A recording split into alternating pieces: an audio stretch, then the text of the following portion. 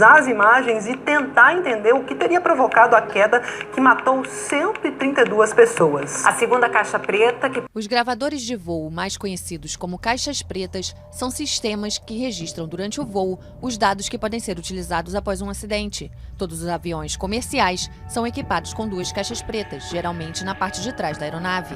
O CVR é um gravador que memoriza as conversas, sons e anúncios da cabine dos pilotos. O FDR é um gravador de parâmetros, que guarda até 700 parâmetros por segundo, como altitude, velocidade, temperatura e trajetória.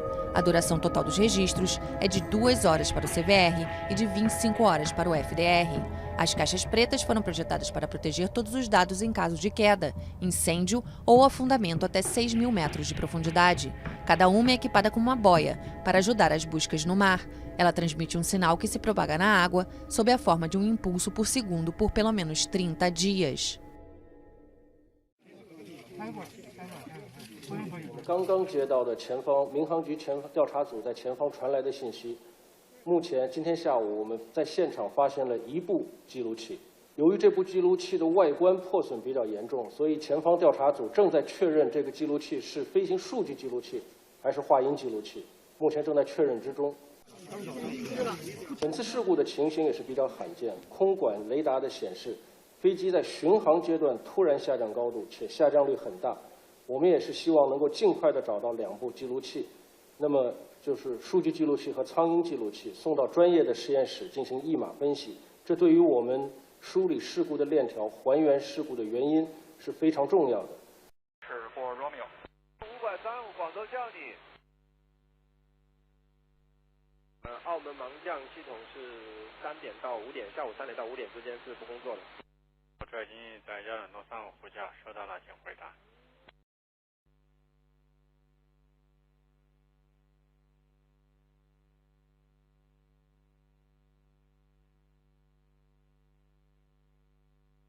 4周海。请讲南方364。在12多点35，帮忙再叫一下东方535，看能不能叫出来。35是吧？南方364。南方364对的，在12多点35尝试一下叫35。收到了，12多35叫东方535，南方364。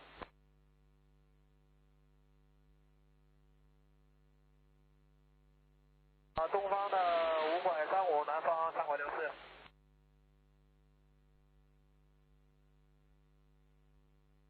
535，南方364。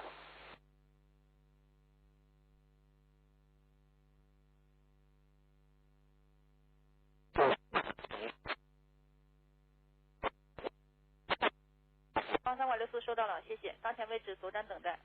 当前位置左转等待，南方365。 广州给他落地那个4条跑道指令，给他盲发过去吗？南方364，你后面的信息干扰了，请重复一下。我需要把那个广州给他指令给他盲发过去吗？南方364，在我波道不行。我左转排线等待。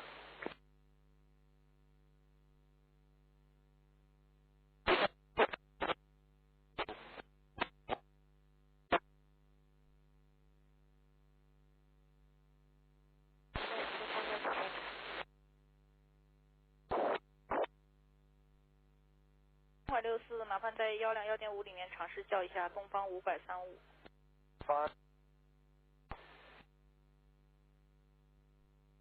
535，南方364，1015叫。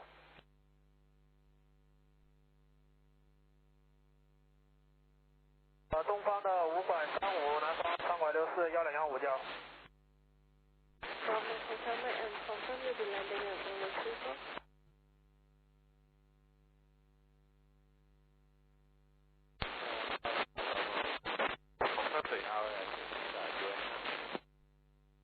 上海的9.56叫。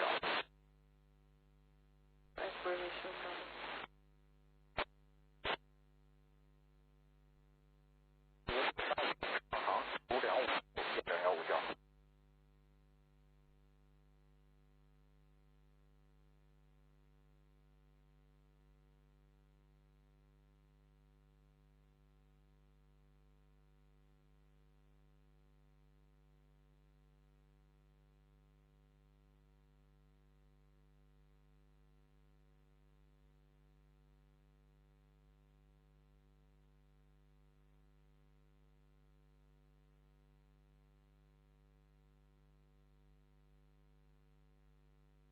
方的5管35，东方的5管35上航9256，要等155叫。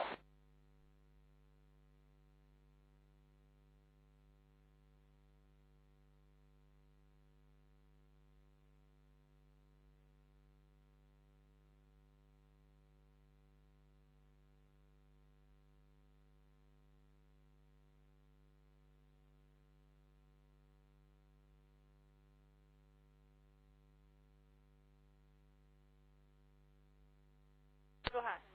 听见了。然后3846由于特殊情况雷达因出航，现在来连续左转飞航向23栋。连续左转航向23。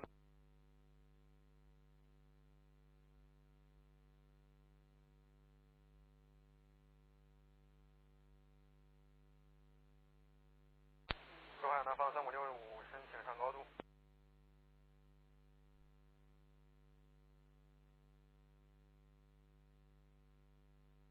135，东方5管35上航9256，要等155叫。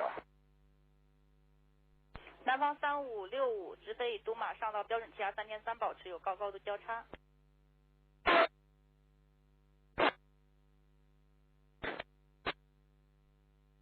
东方5管35上航9256，要等155叫。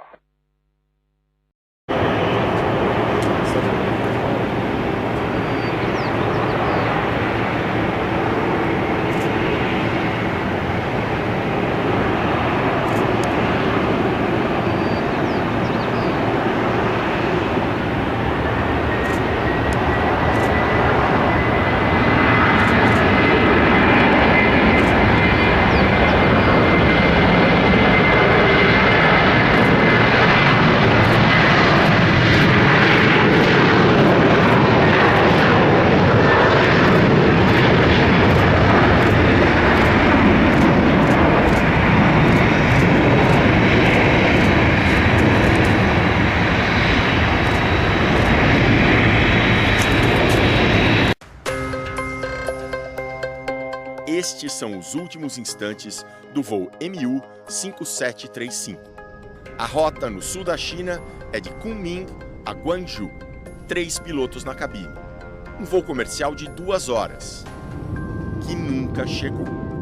Nós preparamos uma simulação aqui no estúdio para mostrar como é que foram os últimos minutos do voo do Boeing 737-800 da China Eastern. Tudo parecia correr bem. Ele vinha em velocidade de cruzeiro, em altitude de cruzeiro. Dá mais ou menos 29.100 pés, que são 8.900 metros. Faltava pouco para ele começar a descida para o aeroporto de Guangzhou, cidade que antigamente em português a gente chamava de Cantão. Mas aí começaram a acontecer coisas que não estavam no programa. Primeiro, ele baixou a altitude em 700 metros em cerca de 16 segundos.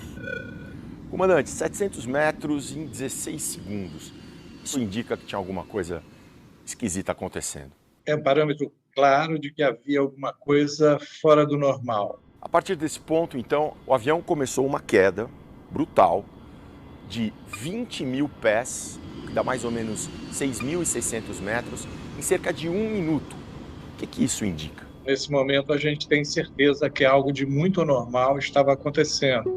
Com 15 anos de experiência na China, este piloto acrescenta. Nós treinamos descidas rápidas, descida de emergência, mas para fazer isso, para perder essa altitude em tão pouco tempo, é alguma coisa diferente do que a gente costuma treinar em simulador, ou até mesmo na aeronave. Ele ia entrar numa velocidade acima da permitida, a própria velocidade vai desligar o piloto automático. Então, eles só podem controlar o avião manualmente daqui para frente até estabilizarem ela. Uma queda vertiginosa como essa, ela é necessariamente uma queda de nariz para baixo? A gente não sabe exatamente como terá sido, se foi de cauda, se foi de nariz para baixo, mas enfim, foi vertiginosa e absurda. Quando tudo parecia indicar uma queda até o solo, tem um breve momento de recuperação. O avião sobe 300 metros, de 2.300 metros para 2.600 metros, mais ou menos.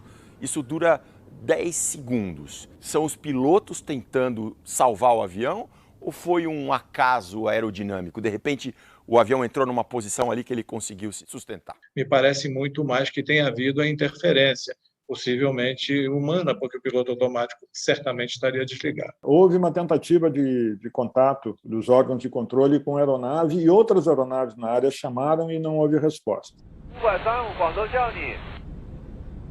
我这已经在亚冷多35副驾收到了，请回答。 Esse silêncio rádio pode significar que as pessoas, que a tripulação estava ocupada na recuperação da aeronave. Vamos voltar agora aos instantes finais do voo, uma queda com o avião na vertical. O senhor já tinha visto uma queda de avião de passageiros na vertical e já muito próximo do solo? Não, foi a primeira vez. Ali não tinha mais jeito para ninguém. Então a gente vai rever a trajetória agora sem interrupções. O voo que vinha em velocidade de cruzeiro, altitude de cruzeiro e caiu em questão de minutos.